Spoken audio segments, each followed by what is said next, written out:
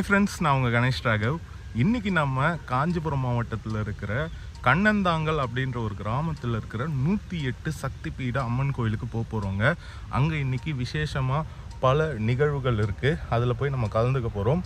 இந்த 108 சக்தி பீடம்ன்றதே ஒரு சிறப்பான விஷயம். நிறைய இடத்துல உங்களால் பார்க்க முடியாது. அம்மனுடைய உடல் அங்கங்கள் விழுந்த இடம் தான் சக்தி பீடம் அப்படின்னு சொல்லுவாங்க. இதில் தேவி பாகவதத்தில் வியாசர்னால சொல்லப்பட்டது தான் இந்த 108 சக்தி பீடம். இந்த 108 சக்தி பீடங்களுக்கும் நீங்கள் தனித்தனியாக நினச்சாலும் போக முடியாது. ஏன்னா பல கோயில்கள் அழிஞ்சிடுச்சு. சில கோயில்கள் தான் இருக்குது. அந்த கோயில்கள் இருந்த இடங்களுக்கெல்லாம் போய் ரிசர்ச் பண்ணி இந்த ஒரு கோயிலை கட்டியிருக்காங்க. ரொம்ப அற்புதமான கோயில். அந்த கோயிலுக்கு போயிட்டு அந்த கோயிலுடைய முழு விவரங்களும், அந்த கோயிலில் இன்னைக்கு நடக்கிற நிகழ்வுகள் அது எல்லாமே இருக்க போகுது. வாங்க கோயிலுக்கு போகலாம். இதுதாங்க அந்த அற்புதமான 108 சக்தி பீட அம்மன் கோயில். இங்கே பாருங்க, இங்கே இருக்கிற அந்த லைனாக இருக்கிற அந்த விமானங்கள், கலசங்கள், அது ஒவ்வொன்றுத்துக்கும் ஒரு அம்மனுக்கும் இருக்காங்க. 108 சக்தி பீட அம்மனா. நடுவில் காமாட்சி அம்மன் இருக்காங்க. ரொம்ப அற்புதமான ஒரு கோயில். நான் ஆல்ரெடி இந்த கோயிலுக்கு வந்திருக்கேன், வீடியோவும் போட்டிருக்கேன். இன்னைக்கு திரும்பவும் வந்திருக்கிறதுல ரொம்ப சந்தோஷம். இவர் குருஜி காமாட்சி சுவாமிகள், அவருடைய மணி மண்டபம் இது. இவர் ரிசர்ச் பண்ணி இத்தனி அம்மனை பற்றியும் தெரிஞ்சுக்கிட்டு, எந்த ஊர் என்ன ஏதுன்றதை தெரிஞ்சுக்கிட்டு இந்த கோயிலை கட்டமைச்சிருக்காரு. இந்த ரிசர்ச் டைமிங்கு பல வருஷங்கள் ஆகிருக்கு. இவர் மகா பெரியவருடைய ஒரு மிகப்பெரிய சீடராக இருக்காருங்க.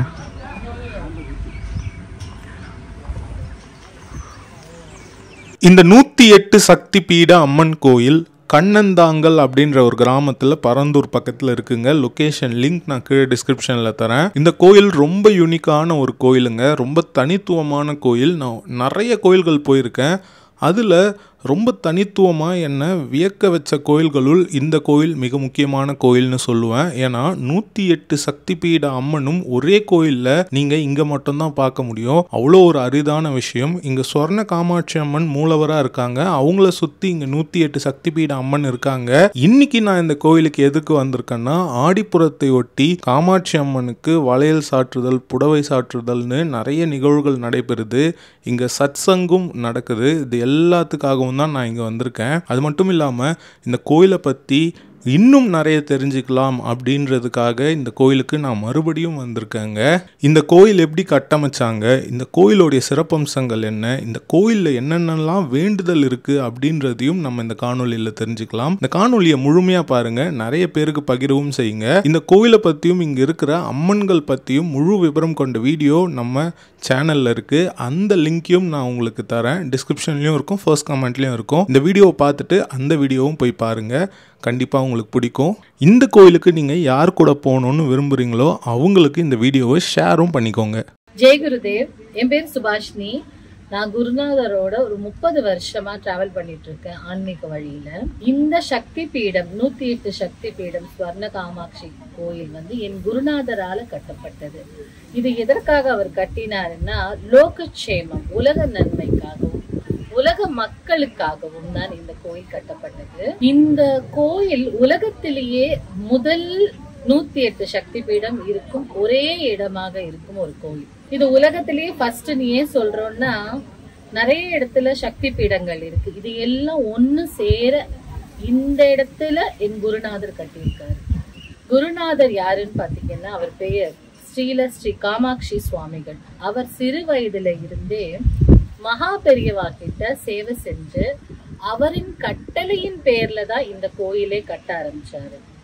இந்த கோயிலை கட்டுறதுக்கு கிட்டத்தட்ட ஒரு 10 வருஷம் அயராது உழைச்சு இந்த சக்தி பீடங்களை பத்தி நிறைய ஆராய்ச்சி செய்து, ரிசர்ச் செய்து, ஸ்கிரிப்சர்ஸ், கிரந்தங்கள், இதுல எல்லாம் இன்ஃபர்மேஷன் எடுத்து அதுல சிற்பங்களை வடிவமைச்சு இந்த சக்தி பீடம் கட்டப்பட்டிருக்கு. எல்லா சக்தி பீடங்களும் ஒரே இடத்துல இருக்கக்கூடிய ஒரு அற்புதமான கோயில், ஒரு பிரம்மாண்டமான கோயில்.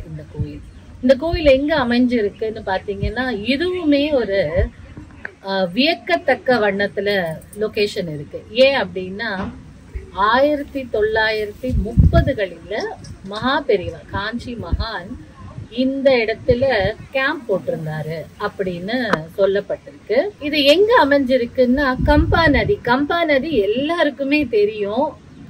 அம்பாள் தவமிருந்து லிங்கத்தை தவமிருந்து அந்த ஆற்று வெள்ளம் வரும்போது அந்த லிங்கத்தை ஆலிங்கனம் பண்ணி அதுல பதிவுகள் அதுல அந்த லிங்கம் இருக்கு அப்படின்னு சொல்லப்படுது இல்லையா. அதனுடைய கம்பா நதியினுடைய கிளை நதி, அந்த நதிக்கரை ஓரமா தான் இந்த கோயில் அமைக்கப்பட்டிருக்கு. எவ்வளோ ஒரு ஸ்பெஷாலிட்டி பார்த்துக்கோங்க. இந்த கோயில் அமைஞ்சிருக்க ஸ்தல விருட்சமா இருக்கக்கூடிய வேப்ப மரத்துக்கு அடியில தான் மகா பெரியவா கேம்ப் போட்டிருந்ததா 1930களில் கேம்ப் போட்டிருந்ததா சொல்லப்படுது. இதுவே இந்த கோயிலுக்கு ஒரு சிறப்பு அம்சம். இது கம்பா நதிக்கரையில் அமைந்து இருக்கிறதும் மகா பெரியவா கேம்ப் போட்ட இடத்துல கோயில் கட்டி இருக்கிறதுமே ஒரு சிறப்பு அம்சம் நம்ம கோயிலுக்கு. அதை தாண்டி இந்த கோயிலை நம்ம ஏரியல் ஷாட் ட்ரோன்லயோ இல்ல மேல இருந்து பார்த்தாலோ ஸ்வஸ்திக் வடிவில கட்டுமான பணி செஞ்சிருக்காங்க. அந்த வடிவமே ஸ்வஸ்திக் இருக்கும். ஸ்வஸ்திக்கே ஒரு சுபமான இருக்கக்கூடிய ஒரு குறியீடு தாங்க. இந்த கோயில்ல என்ன இன்னொரு சிறப்பம்சம் என்னன்னு பாத்தீங்கன்னா, மகா பெரியவா தவக்கோலத்துல இருக்கக்கூடிய ஒரு சிலை இருக்கு. இந்த சிலைய கோயிலுக்கு எடுத்துட்டு வரும்போது மகா பெரியவா எடுத்துட்டு உள்ள வந்துட்டாங்களாம். வந்த பிறகு சிலைய கீழே வச்சுட்டு நகர்த்தவே முடியலையா. ஏன்னா அவருக்கு பத்மாசனத்துல காமாட்சி உட்கார்ந்து இருக்கும் போது அவளுடைய அம்பாளுடைய திருப்பாதங்களை பார்க்கும் விதமாக தவக்கோலத்துல உட்கார்ந்து இருக்கிறாளாம். அதனால ஹாரத்தி பண்ணும் போதும் அம்பாளுக்கு காமிச்சிட்ட பிறகு மகா பெரியவாக்கும் அதே ஹாரத்தி காட்டப்படுது. அதுவும் இந்த கோயிலோட சிறப்பம்சம். அதை தாண்டி இந்த கோயில்ல எந்த மாதிரியான வேண்டுதல் இருந்தாலும் அம்பாள் கிட்ட போய் முறையிட்டு இந்த கோயில்ல சக்திவல பாதைன்னு ஒரு பாதை அமைச்சிருக்காங்க. சக்திவல பாதையில ஓம் ஐம் ஹ்ரீம் ஸ்ரீம் ஸ்ரீ ஸ்வர்ண காமாட்சியை நமக அப்படின்னு சொல்லிட்டே ஜபம் பண்ணிட்டே 3 முறை சுத்திட்டு நம்ம கோரிக்கைய அம்பாளின் திருவடியில வச்சுட்டு நம்ம அதோட நிம்மதியா இருக்கலாம். ஏன்னா யாரெல்லாம் அந்த கோரிக்கையை வைக்கிறாங்களோ கூடிய விரைவில் அந்த கோரிக்கையை நிறைவேற்றிடுவான்னு நம்பப்படுது. நிறைய பேருக்கு இது நடந்தும் இருக்கு. அதனாலேயே கோரிக்கை நிறைவேறின பிறகு 27 சுற்று, ஏன்னா நன்றி தெரிவிக்கணும் இல்லையா நம்ம, அதுக்காக 27 சுற்று சுற்றணும் கோரிக்கைகள் நிறைவேறின பிறகு. ஒரு அம்பாள் கிட்ட கோரிக்கை வச்சாலே நிறைவேற்றிடுவாங்க. இங்க 108 தேவியரும் நம்மளுடைய கோரிக்கைக்காக வேலை செய்வாங்க. நம்ம ஒரு கோரிக்கையை நிறைவேற்றுவாங்கன்னு சொல்லும் போது அந்த கோரிக்கை சட்டுன்னு ஒரு ஜிஃபி மாதிரி நடந்துரும் இல்லையா. குருநாதர் சொன்ன வழிபாட்டு முறை, கோரிக்கை அம்பாள் கிட்ட ஸ்வர்ண காமாட்சி கிட்ட எப்படி கோரிக்கை செய்யணுங்கிற முறை, அந்த சக்திவல பாதையில அந்த மந்திரத்தை ஜபிச்சுக்கிட்டே வரும்போது மனமெல்லாம் லயிச்சு அந்த அம்பாளையே நினைச்சு ஜபம் செய்யும் போது அம்பாள் காமாட்சிங்கிற பேருக்கே கண்ணாலேயே தன் பக்தர்களுடைய ஆசைகளை நிறைவேற்றக்கூடிய ஆற்றல் கொண்ட தெய்வம். அப்படிப்பட்ட ஸ்ரீ ஸ்வர்ண காமாட்சி நம்ம போய் நின்னா அம்மான்னு ஒரு குரல் கொடுத்தாலே கண்ணால எப்படி தாய் தன் குழந்தையை பசியை எப்படி ஒரு தாய்க்கு தன் குழந்தை அம்மான்னு கூப்பிடும் போது குழந்தை பசியோட இருக்குன்னு தெரிஞ்சுக்கிறாளோ, நம்ம அம்மான்னு கூப்பிடும் போது நம்ம தேவை என்னன்னு தெரிஞ்சுக்கிட்டு அதை நிறைவேற்றி கொடுப்பாள் நம்ம ஸ்வர்ண காமாட்சி. எத்தனையோ பலாயிரம் மக்கள் இங்க அத்தனை நன்மை அடைஞ்சிருக்காங்க. நாமும் நம்ம ஸ்வர்ண காமாட்சியை பார்த்துட்டு 108 தேவியரையும் தரிசனம் செஞ்சுட்டு ஸ்வர்ண காமாட்சி கிட்ட சரணாகதி அடைஞ்சிட்டு நம்மளுடைய கோரிக்கையை அவ திருவடியில சமர்ப்பணம் செஞ்சுட்டு குருநாதரையும் தரிசனம் செஞ்சுட்டு வரலாம். நம் வாழ்விலும் சந்தோஷம், ஸ்வர்ணம், நிம்மதி, ஆரோக்கியம் எல்லாம் கிடைக்கும்.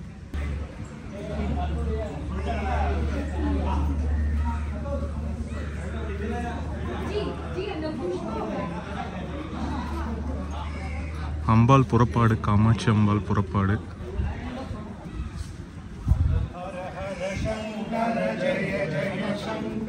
ஹர ஹர शंकर हर हर शंकर जय जय शंकर जय शंकर हर हर शंकर जय जय शंकर कांची शंकर कामाक्षी शंकर शंकर कामाक्षी शंकर हर हर शंकर जय जय शंकर हर हर शंकर जय जय शंकर कामाक्षी शंकर कामकोटि शंकर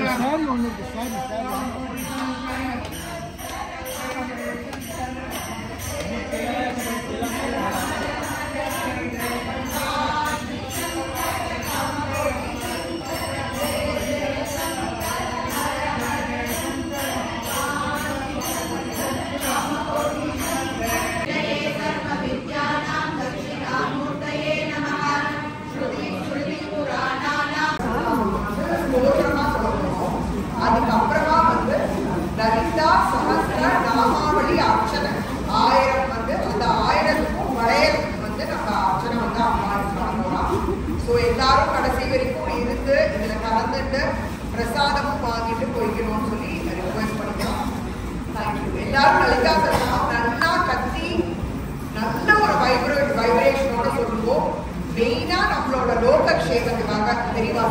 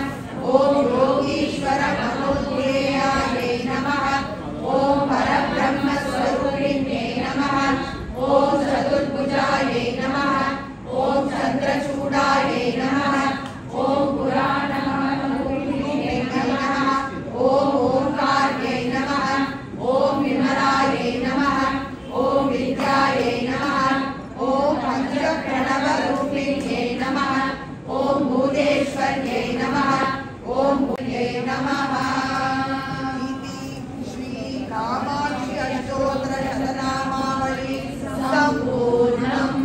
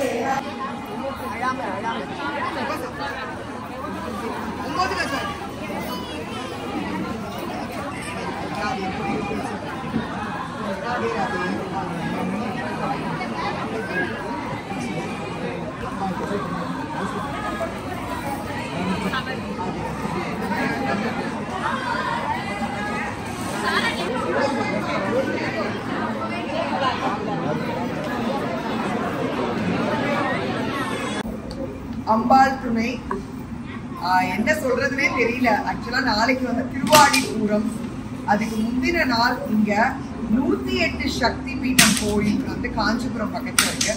இங்க எங்களோட கிரிதாரி சத்சங்கத்துக்கு வந்து ஒரு ஸ்பெஷல் ஆப்பர்ச்சுனிட்டி கிடைச்சிருக்கிறது அப்படிங்கிறது அம்பாளோட கிருபை தான். இன்னைக்கு வந்து நாங்க நிறைய ஸ்லோகம்லாம் பாராயணம் பண்ணோம். மெயினா வந்து அவளோட 1000 நாமாக்கு 1000 கண்ணாடி வளையல்கள் வந்து அர்ச்சனை பண்ணினோம். அதுக்கப்புறம் காமாட்சி அஷ்டோத்திரம் சொல்லி 108 புடவை வந்து அம்பாளுக்கு வந்து அர்ச்சனை பண்ணினோம். ரொம்ப சந்தோஷமா இருக்கு. இன்னைக்கு காலையில நாங்க வந்து எனக்கு ஒரு கற்பனை இருந்தது, இந்த காமாட்சி வந்து நம்மளோட காஞ்சி காமாட்சியோட ஒரு அடி பெருசா இருக்கா அப்படின்னா எப்படி இருப்பா முதல் தடவை பார்க்க போறோமே அப்படின்னு சொல்லி ரொம்ப ஆசையா வந்தேன். பார்த்தா அப்படியே கண்கொள்ளா காட்சியா இருந்தது. தாரையா கண்ணுல தண்ணி வந்தது. கையில கரும்போட காமாட்சி அம்பாள் அவ்வளோ அழகா இருக்கா. அங்க வந்து அழகா மகாபெரிவாளுக்கு வந்து ஒரு விக்கிரகம் வந்து பண்ணிருக்கா. பெரியவா கும்பாபிஷேகம் ஆனதுக்கு அப்புறமா தூக்கவே முடியலையா அந்த இடத்துல இருந்து, அப்படியே உட்காந்துட்டாராம். ஏன்னா தவத்துல இருந்தாராம் நம்மளோட பெரியவா. சோ அப்பேற்பட்ட கஷேத்திரம். இங்க ஒரு ஹால்ல ஜம்முன்னு கிட்டத்தட்ட ஒரு 200 பேர் இன்னைக்கு வந்து எங்க கிரிதாரி சத்சங்கம் ஜம்முன்னு பாராயணம் பண்ணி வந்தவா அத்தனை பேருக்கும் வந்து மஞ்சளுக்கும் அத்தனை பேர். நான் திருப்பியும் ரிப்பீட் பண்றேன், நாங்க வந்து இவா சுமங்கலி, இவாள் கல்யாணம் ஆயிருக்கு, அவள் கல்யாணம் ஆகல அப்படிங்கறத நாங்க யாருமே பார்க்கல. ஏன்னா எந்த ரூபத்துல வேணாலும் இன்னைக்கு அம்பாள் எங்களை வந்து அனுகிரகம் பண்ணிருப்பா அப்படிங்கிற அந்த ஆசையில ஈவன் ஜென்ஸ் வந்து கேட்டா கூட அவளுக்கு நாங்க வந்து அத்தனை இதையும் கொடுத்தோம். ஸோ இப்படி எங்களுக்கு வந்து ஒரு கருணைய பொழிஞ்சிருக்கிறவா எல்லாருக்கும் நம்மளோட ஜெகன் மாதாவா இருந்துட்டு நம்மள ரட்சிப்பா அப்படின்னு சொல்லி திருப்பி அடிக்கடி இந்த கோயிலுக்கு வரணும்னு நாங்க சத்சங்கமா பிரார்த்தனை பண்ணிக்கிறோம். நீங்களும் இது வரைக்கும் வந்தது இல்லைன்னா கட்டாயமா நமஸ்காரம் அம்மாள்.